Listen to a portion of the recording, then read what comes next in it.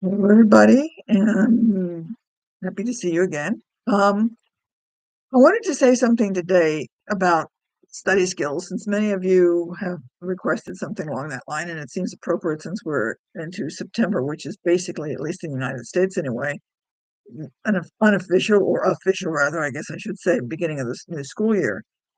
Um, I sent everybody, or most of you are here on my list because you got an assignment checklist at some point in time. I'm going to guess that many of you don't remember it, and probably many of you probably don't even know where you put it. If you want it again, I've got an attachment to the email for this, but I wanted to go over this again because I think having something like this is really important to helping you do better in school.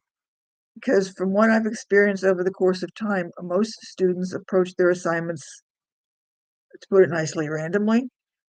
Um, Sometimes it's sort of like throwing darts at something when they're blindfolded. So there are a lot of things that I put into this checklist that I want you to, well, it would really help. What I, as the teacher, want you to do and what you're going to decide to do is totally different things. But it would probably be a really good idea if you paid some attention to some of the items on this. Um, the first thing, essentially, what I tell you, that's Penny. She's whole. She can figure out how to get under the covers running around.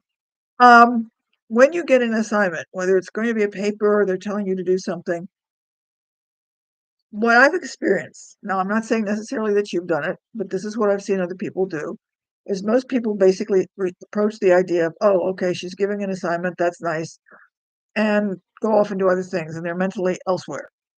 This is when you should be really, really careful and listen to what's going on. What does the instructor say about the assignment? Or you can even do this as an assignment at work for all that matters too. And somebody tells you about something that's coming up, pay attention because this is really helpful.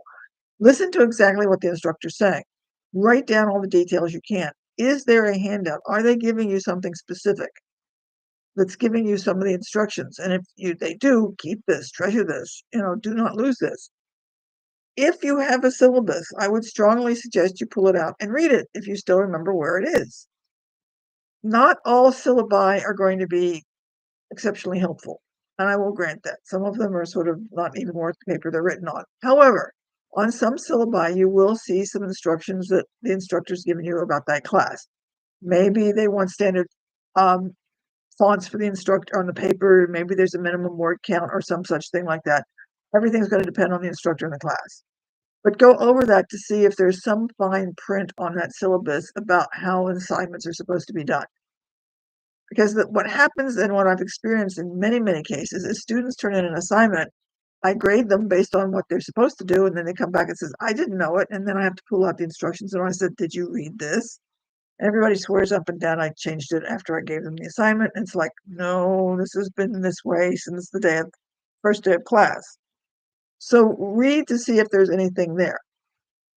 Then your best bet to do when you get home, the first available opportunity while things are still in your head, is create a checklist for yourself for that assignment, each and every assignment. What have you been told about that? Was there a specific set of instructions, a specific length, a specific font, a specific set of things that you were supposed to use or not use or whatever? Just jot these things down because I guarantee you that when you get ready to write them, you're not going to remember them. Read the instructions.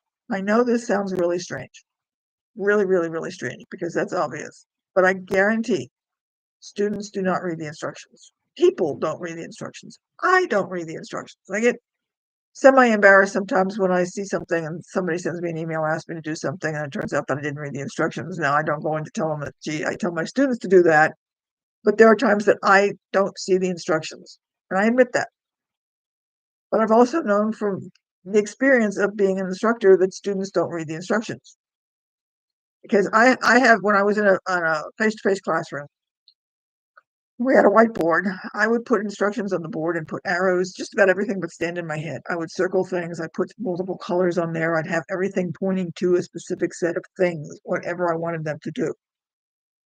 I tried to make it as obvious as possible. It was like, do this, see this here, whatever. And I would put it on the whiteboard that way. I promise you, less than a third of the people in the class would follow the instructions that I put on the whiteboard.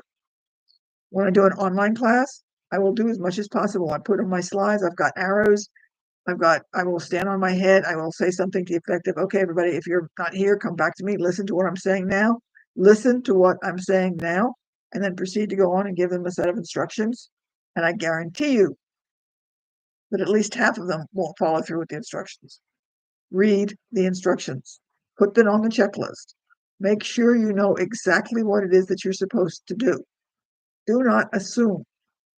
The next thing after you do your checklist is, do you ask if you've got any questions? Does something seem contradictory? If something said, let's just say, and this may or may not make sense to you, but just sort of go with you. If something is told to you to be in APA format, and then your instructor says, put everything into the current word font, that's not APA format. So you may want to say something to the effect of, well, you said this, but you also said put in APA. Which one do you want us to do? Get those done ahead of time. That goes on your checklist.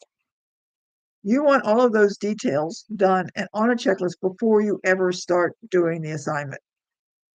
Don't wait until after you've done the assignment to go back and do the checklist, because that's not to your benefit. So you want to make sure that all of those things are there. I'm looking at the checklist.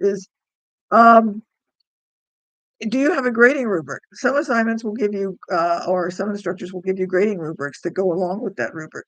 Take a look at the rubric, again, before you do the assignment. And take a look at the rubric and take a look at the instructions you've got, and do they make sense? Do they contradict each other? Do they blend together? Do they supplement each other? How do they fit together? If there's something on the rubric that's not on your checklist or seems to contradict your checklist, get this checked out now before you ever have to start on the assignment.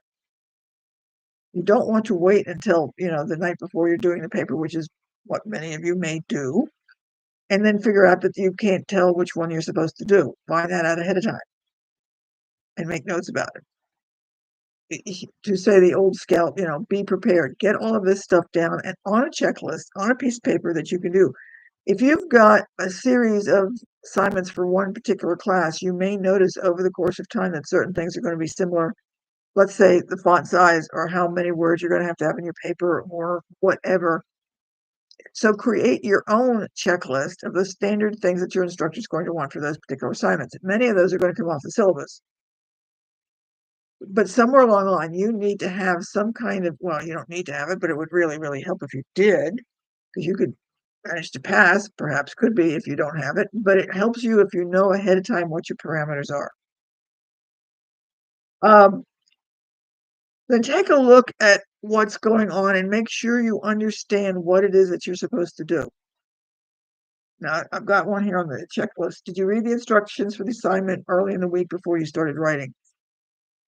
Before you start getting into the assignment, doing any research or writing anything else, reread everything and make sure that it still makes sense.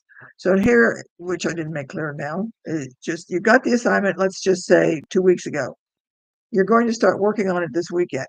Before the week goes out, make sure that the instructions that you understand now are the same thing that you got on your checklist from 2 weeks ago.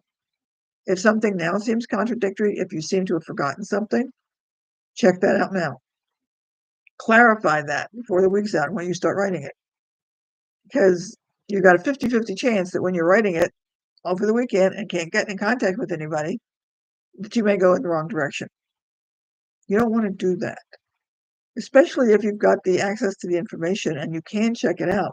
Because I promise you, if you go back, well, I can't go that quite so far, but I would be willing to bet that the overwhelming majority of you, if you take a look at your assignments and when you've lost points, much of it has been lost points because you didn't pay attention to the assignments or the instructions, or you missed something that you were supposed to do that you didn't know you were, but the instructions came there in the first place.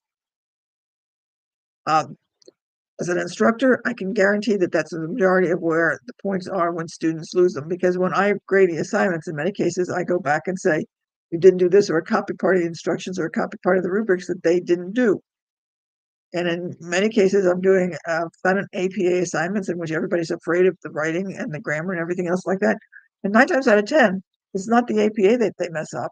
It's the fact that they didn't do something that they were told to do in the instructions. They just completely missed the whole thing, which was about half the points, whatever that thing happens to be. So here they're all panicked about the writing and the grammar and the word choice and everything else like that, and that's not what lost them the points. And I see that constantly, assignment after assignment, class after class. So make sure you know what it is that you're doing and get that checklist. And that's why that assignment checklist. And I'll go over some more points perhaps next week to double check that you've got those clear. So I'm hoping that maybe you'll pull out the checklist and go over it again and perhaps like start using it. Or if you're not going to use this one, you'll use something of your own that you create, because this is a study skill when you start literally following the instructions and doing what you're supposed to do. So please let me know if this was helpful.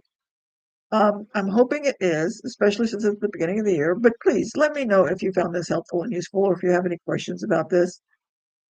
I really want to help you, and let's get this done now before we get too far into the school year, because it's much easier to fix things now than it is to try and play catch up later. Okay? So I hope this is helpful. Again, I repeat, ask me questions, send something to me, let me know, and we'll chat with you later if you think that this is going to be useful.